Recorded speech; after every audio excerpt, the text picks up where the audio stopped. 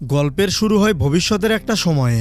এ সময়ে ছাত্ররা বুঝে গিয়েছিল যে পড়াশোনা করে কোনো চাকরি পাওয়া যাবে না, কারণ দেশের অর্থনীতির অবস্থা ছিল খারাপ এবং বেকারত্বের হার ছিল বেশি।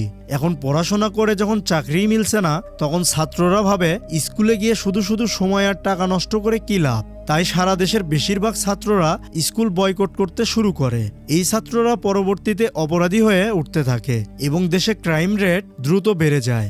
এই পরিস্থিতি সামাল দিতে সরকার বিআর অ্যাক্ট নামে একটা আইন নিয়ে আসে, যার স্লোগান ছিল, যদি বেকারত্ব দূর করতে না পারো তবে বেকারদেরই সরিয়ে দাও। আর এই এক্সপেরিমেন্ট প্রতি বছর হতে থাকে। এর কয়েক বছর পর আমরা দেখি এক স্টুডেন্ট শুয়া এবং তার ক্লাসমেটদের, যাদের আজ একটি স্কুল পিকনিকে নিয়ে যাওয়া হচ্ছে। শুয়ার সাথে তার দুই বেস্ট ফ্রেন্ডও আছে, নবু এবং নরিকো। তারা আসলে জানেই না যে এই পিকনিকে ওরা কোথায় যাচ্ছে। এরপর পথে তারা অনেক মিলিটারি অফিসার দেখতে পায়। কিছুক্ষণ পর তাদের সবাইকে একটি স্লিপিং গ্যাস দিয়ে অজ্ঞান করে ফেলা হয় এবং একটি দ্বীপে নিয়ে আসা হয়। সবার যখন জ্ঞান ফেরে, তখন তারা নিজেদের একটি বড় ক্লাসরুমে আবিষ্কার করে এবং প্রত্যেকের গলায় একটি অদ্ভুত ডিভাইস লাগানো ছিল। কিছুক্ষণ পর কিছু মিলিটারি এবং তাদের পুরনো শিক্ষক কিটানো সেখানে আসে। কিটানো আগে তাদের শিক্ষক ছিল, কিন্তু কেউ তার ক্লাস করত না। এমনকি একদিন নবু কিটানোকে ছুরি দিয়ে আঘাত করেছিল, যার ফলে কিটানো স্কুল ছেড়ে দিয়েছিল। কিটানো তাদের জানায় যে এই বছরের ব্যাটেল রয়্যালের জন্য তাদের ক্লাসকে বেছে নেওয়া হয়েছে। সেখানে দুজন ট্রান্সফার স্টুডেন্টও ছিল, যারা এই খেলায় অংশ নেবে, যাদের নাম কিরিয়ামা এবং কাওয়াদা। কিটানো বলে, তোমাদের মতো বেয়াদব ছাত্রদের জন্যই এই আইন তৈরি করা হয়েছে, যারা বড়দের সম্মান করতে জানে না। এরপর সে টিভিতে একটি ভিডিও প্লে করে, যেখানে ব্যাটেল রয়্যাল এবং তার নিয়ম কানুন সম্পর্কে জানানো হয়। আসলে এই সব ছাত্রদের একটি নির্জন দ্বীপে আনা হয়েছে, যেখানে কেউ থাকে না। তাদের কাছে 3 দিন সময় আছে একে অপরকে মারার জন্য।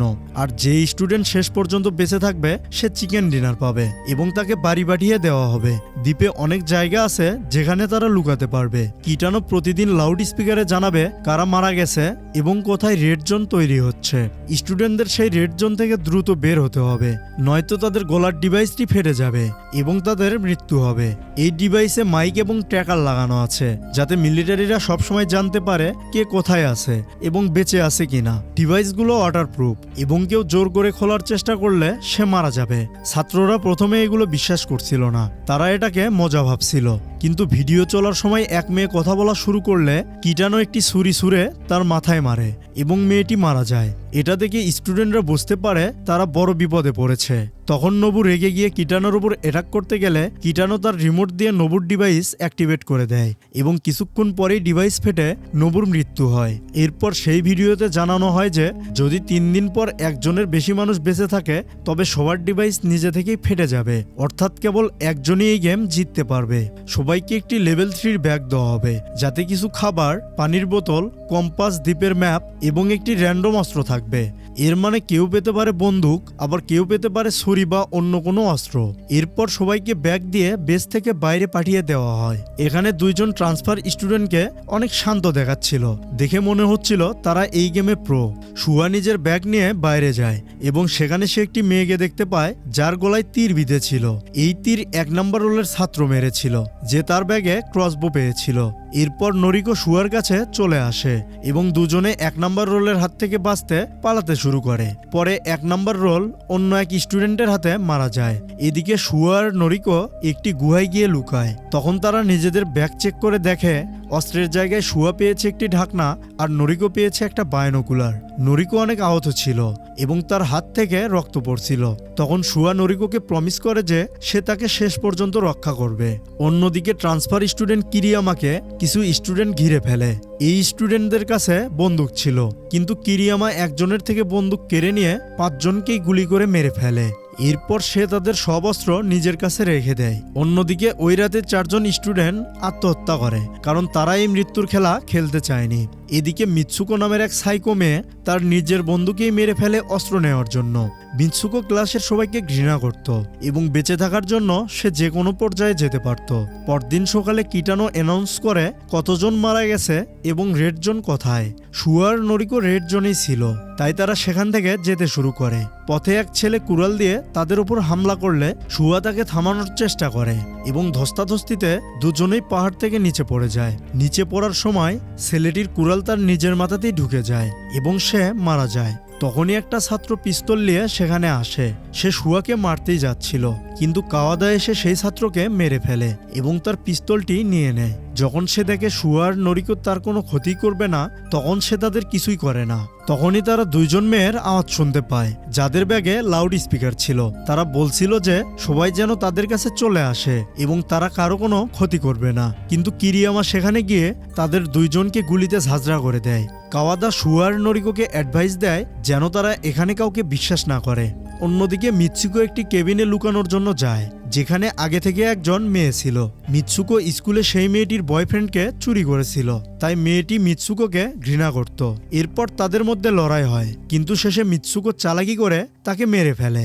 এদিকে হাঁটতে হাঁটতে নরিকোর অবস্থা খারাপ হয়ে যায়। তখন শুয়া ম্যাপে একটি ক্লিনিক দেখতে পায় এবং নরিকোকে নিয়ে সেখানে যায়। তাদের কপাল ভালো ছিল যে ক্লিনিকে কাওয়াদা লুকিয়েছিল। সে তাদের ভেতরে আসতে দেয় এবং নরিকোর চিকিৎসা করে। এরপর প্রথম দিন শেষ হয়। রাতে কাওয়াদা জানায় যে সে 3 বছর আগেও এই গেম খেলেছে এবং সে ছিল একমাত্র সার্ভাইভার। তখন কাওয়াদার সাথে তার গার্লফ্রেন্ডও ছিল, কিন্তু গেমের নিয়মে মাত্র একজনকে বাঁচতে হবে, তাই বাধ্য হয়ে কাওয়াদা তার গার্লফ্রেন্ডকে মেরে ফেলেছিল। কাওয়াদা আরও জানায় যে সে এখান থেকে বের হওয়ার একটি রাস্তা জানে।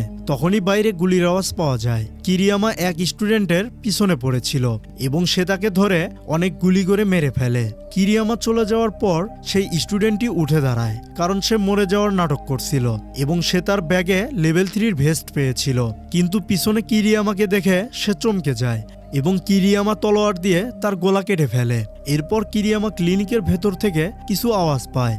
তখন সে বুঝে যায় ভেতরে কেউ আছে।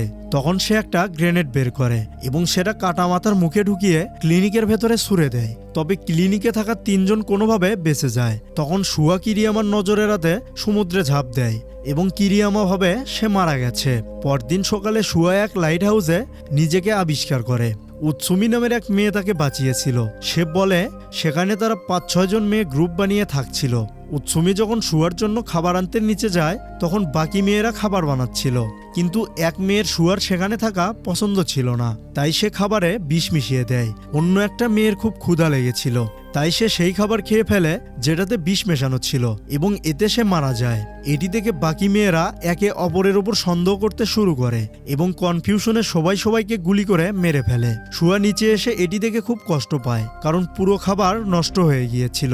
এরপর শুয়া আবার নরিকোর সন্ধানে সেই জায়গায় যায় যেখানে কাওয়াদা তাকে আসতে বলেছিল। এদিকে নরিকো শুয়াকে খুঁজতে থাকে।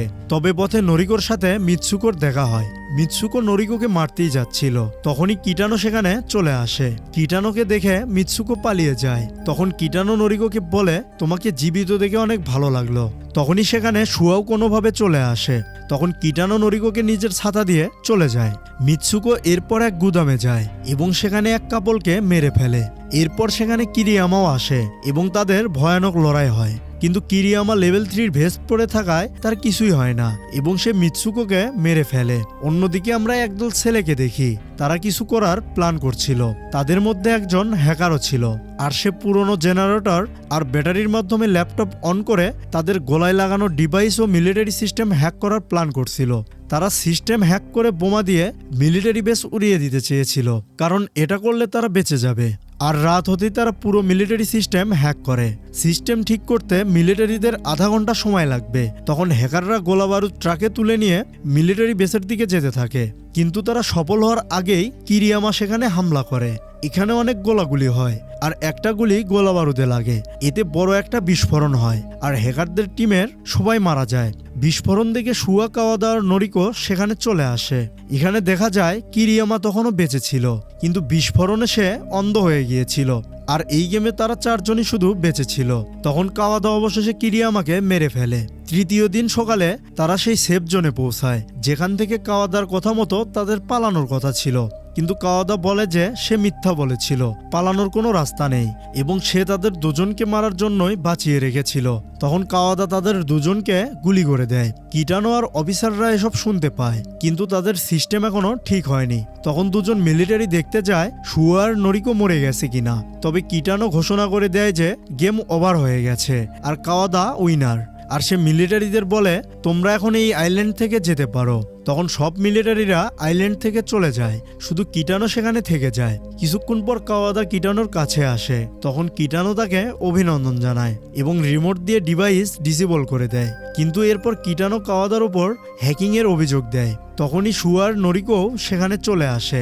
আসলে কাওয়াদা তাদের মারেনি, তারা মিলিটারিদের বোকা বানানোর জন্য এই নাটক করেছিল। কিটানো তাদের দেখে একদমই অবাক হয় না, আর সে একটি পেন্টিং দেখিয়ে বলে যে যদি তার হাতে উইনার বেছে নেওয়ার ক্ষমতা থাকতো তবে সে নরিকোকেই বেছে নিত, কারণ কেবল সেই শুধু স্কুলে কিটানোকে সম্মান করত।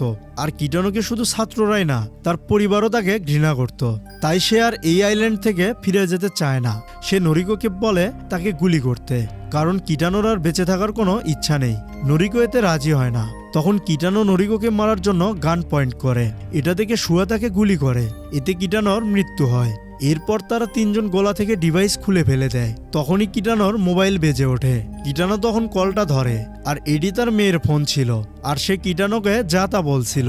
এতে কিটানো রেগে গিয়ে নিজের ফোনকেই গুলি করে দেয়, আর তারপর সে মারা যায়।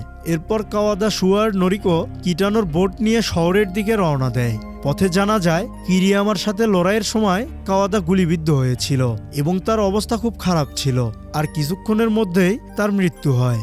শুয়ার, নরিকো বেঁচে গেলেও গেম সিট করার জন্য সারা শহরে তাদের পোস্টার লেগে যায় এবং তাদের ওপর খুনের অভিযোগ আসে। শুয়ার, নরিকোর জন্য তাদের সারা জীবনটাই এখন একটি ব্যাটেল রয়্যালে পরিণত হয়েছে, আর তারা দুজন কোনোভাবে বেঁচে থাকার লড়াই করে যাচ্ছিল। আর এখানেই এই সিনেমাটি শেষ হয়ে যায়। তো বন্ধুরা, কেমন লাগলো আজকের এক্সপ্লেনেশনটি জানাতে আপনারা সবাই কমেন্ট করবেন। আর ভিডিওটি যদি ভালো লেগে থাকে তাহলে অবশ্যই ভিডিওতে লাইক এবং চ্যানেলটি সাবস্ক্রাইব করে দিবেন। আবার আমাদের গল্প হবে পরবর্তী কোনো ভিডিওতে।